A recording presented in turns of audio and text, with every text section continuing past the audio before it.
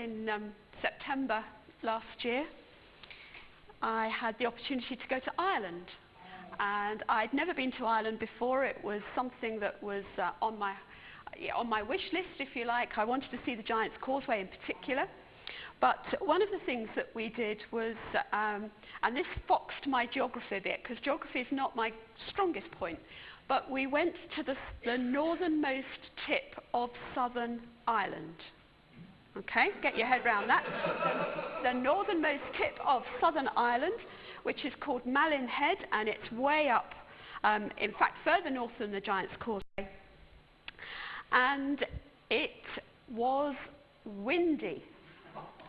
Windy, windy, windy. So windy, in fact, that I got a wet coat on. It wasn't raining, but amazingly, it wasn't raining. But I had my wet coat pulled around my face so that it was. Sorry? Wasn't Chicago? No, I know that's a windy city. No, this was Malin Head, and only this bit of my face was showing. And even so, the wind was whipping inside the hood, and my whole coat was kind of flapping. And as we walked to the cliffside, we were kind of walking like this because it was so strong. And when I went to take a photograph, if I hadn't have had my hood up, my hair would have just been, on end, I think. I went to take a photograph, and it was so windy, I could not press the button without the camera shaking. And to make matters worse, my glasses were doing this on my nose. So I couldn't focus as well as not, it was, anyway, I did get some photos. How long did you go for? Only a couple of days. But sometimes life feels like that, doesn't it? It feels like we are being battered and swirled, and when you're in a wind, it seems to come from all directions, and every bit of you feels as though it's exposed to the wind, and we're battling to make progress. And the circumstances of life do that to us sometimes, don't they? Circumstances of grief and circumstances of anxiety and fear, work situations, relationships, moving house. The stresses and strains of life can sometimes feel like we are in that kind of battle. Yep, making decisions, exams, so many things make us feel as though we are in that place. And what do we do when we're in the wind? I've already told you I kind of pulled my hood so that it was only this bit that was showing. We batten down the hatches, don't we? We dress up with layers and layers and layers because we don't want to be cold. We put hats on, we put scarves on, we put gloves on. We screw up our eyes because the dust is swirling. And we end up, the consequence is that we end up layered up, and so our movement can often be restricted. Our vision is limited because we're screwing up our eyes trying to stop the dust getting in. We hear less because the noise of the wind is so loud, isn't it? The gusts of wind make us less stable on our feet because we're, trying to stay upright. And of course, we're vulnerable to being hit by debris. So you have to be alert. We have to be more alert than normal, and yet we are hampered because of our efforts to try and battle with the wind. And that's what the battering of life does for us, isn't it? We try and deal with it, and yet by trying to deal with it, we're not hearing very well, we're not seeing very well, we're vulnerable. And it's hard, hard work.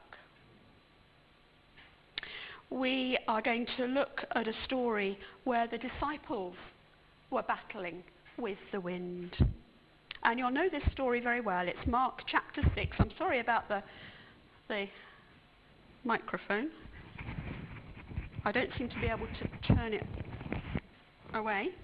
Anyway, it's Mark chapter 6, and I'm starting at verse 45. Immediately, this is straight after the feeding of the 5,000, immediately Jesus made his disciples get into the boat and go on ahead of him to Bethsaida, while he dismissed the crowd. After leaving them, he went into the hills to pray. When evening came, the boat was in the middle of the lake, and he was alone on land. He saw the disciples straining at the oars because the wind was against them. About the fourth watch of the night, he went out to them, walking on the lake. He was about to pass by them, but when they saw him walking on the lake, they thought he was a ghost. They cried out because they all saw him and were terrified. Immediately he spoke to them and said, "Take courage. It is I. Don't be afraid." Then he climbed into the boat with them, and the wind died down, and they were completely amazed, for they had not understood about the loaves. Their hearts were hardened. This reading was one of the lectionary readings for yesterday, and when I read it yesterday morning, I was quite captured by one or two things in that reading that I hadn't really taken note of before. So the disciples had been with Jesus, he'd fed the 5,000, sent the disciples across the lake, and he'd gone away to pray. And as I read it, I couldn't help but think, I wonder if he went into that little cave that we had the privilege of visiting when we were in the Nazareth area, and we were told that when Jesus came over the hill, there was this little cave that he would retreat to. I wonder if that's where he was, because if it was, he had a fantastic view of Galilee and could have seen the boat out in the middle and the disciples rowing, straining against the oars, the wind against them. And you have to wonder, if they had simply adjusted their direction of travel a little bit, would the work against the wind have been less of an effort? But that isn't always possible to do, is it? Your direction is set, you've got to go where you've got to go. It isn't possible to turn around and have the wind at your back instead of the wind kind of hitting you head on. It is true, though, sometimes we're battling in circumstances simply because we're trying to make something happen that actually isn't right. Sometimes, and I want to say this carefully, sometimes that kind of sense of battle can be because we're not flowing in God's will. But I say that carefully because otherwise it's tempting to think that every time something goes wrong, every time we face a battle, every time life happens, we jump to the conclusion that we are not in God's will and that Satan's having a go at us. And actually that just isn't the case. Sometimes it's just life. And life happens to all of us, doesn't it? And I'm not sure we should be too quick to credit the enemy every time we find ourselves in a battle.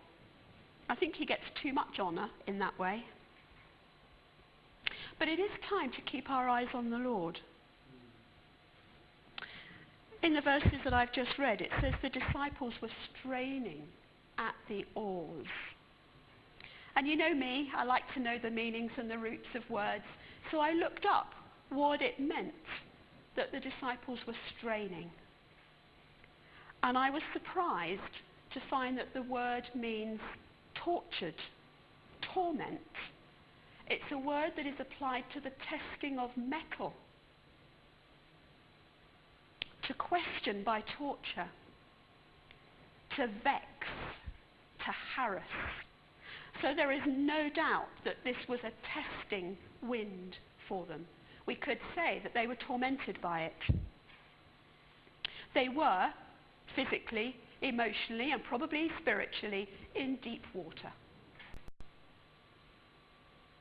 And did you notice Jesus took the time and the effort to walk out to them? But did you notice he was about to pass by them? Why would he take the time and effort to walk out to them and then go by them? Does that make sense? Does it make sense? As I thought about it,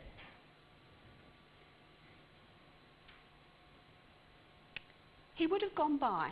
Why didn't he go by? He didn't go by because they saw him. They didn't realize who he was, and they were frightened, they were terrified, but they did see him. They cried out to him, and he responded. And it made me think, how many times when we are in the midst of battle, when we are being battered by wind, does Jesus walk by us and we simply don't see him? And he carries on by because our eyes are not on him.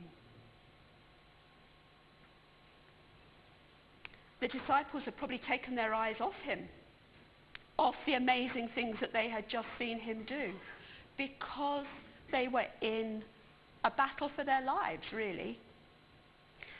But Jesus' eyes were never off them. There are verses in the Psalms, there are verses in the New Testament. The eyes of the Lord are continually on those who fear him, on the righteous, and his ears attentive to their cry. We are always in his sights, even if he is out of ours. And he responded to their cry. He heard their cry. He took their gaze. And he said to them, "Take courage. Take courage." Well, that's very nice, isn't it? I'm battling with this wind and Jesus is telling me to be courageous. Thank you, Lord. That's how it feels sometimes, isn't it? Thank you. I'm not sure it's courage I need, Lord, but I'll take courage. Actually, it's more than that. Again, when you look at the words that are used, it means that he bolstered them, he strengthened them from within. This is not a shallow boldness, a shallow courage. It's not a reckless courage. It is about the work of the Holy Spirit, raising faith within to deal with the moment. Wow. That's courage. The work of the Holy Spirit raising faith for the moment so that we can deal with it. And then he got on board. And the story says that the wind died down. But even if it hadn't, Jesus was in the boat with them. And the disciples were amazed. You might have thought, mightn't you, that if they'd seen him feed the 5,000 men, plus women and children, and all the things that he had done up to this point, that they would have stopped being amazed. But they were amazed. And it was still within the same 24 hours. How quickly we forget what God has just done, don't we? And verse 52. For they had not understood about the loaves. Their hearts were hardened. And I struggled with that line. Their hearts were hardened. I think because it reminded me of the verses about Pharaoh, you know, in the story of Joseph, when Pharaoh's heart was hardened. And, is this the same kind of turning against God? It didn't quite seem to tally. But it's not a good translation. It would be better written, their heart was as unperceptive as rock. That's better, isn't it? Unperceptive as rock. Dull and responsive. So why were the disciples' hearts as unperceptive as rock, given all that they had seen? Well, it seems to me that what the disciples were doing was seeing all these amazing things that God was doing, but not allowing the truth of that to be real to them. If God can heal that one, my goodness, he can heal me. If God can do that and feed all those people, surely he can provide for me. And that happens to us, doesn't it? We see God's work, his hand around us, but we fail to grasp the truth for myself. So what do we learn from this little story, one that we know so well? Well, life happens. Life is tough. We battle. Sometimes it's our fault. Sometimes it isn't. But in those places, it's so easy to get fixated on what we think we need to do. The disciples were fixated on rowing, and in a sense, rightly so. They were in a dangerous place. But we get fixated on what we think we need to do to deal with the situation. To cope with our own strength, to cope with our own resources, and we take our eyes off Jesus. We battle on. It's what we do. We're human. We battle on. We learn that Jesus always has his eyes on us, whether we see him or not. And we learn that he allows himself to be found in those trials. He put himself in a place where the disciples could see him if they had the eyes to do so. And so he does with us in our trials of life. He puts himself where we can see him. And having caught his glance, he responds. But he's a gentleman. He doesn't impose. He wasn't going to clamber into the disciples' boat without that interaction beforehand. And then when he steps in, he gives us courage, he increases our faith to manage the moment. And there's an opportunity at communion in a few minutes and at the rail. Whatever's going on in life for you right now, to look to Jesus and to allow him to respond.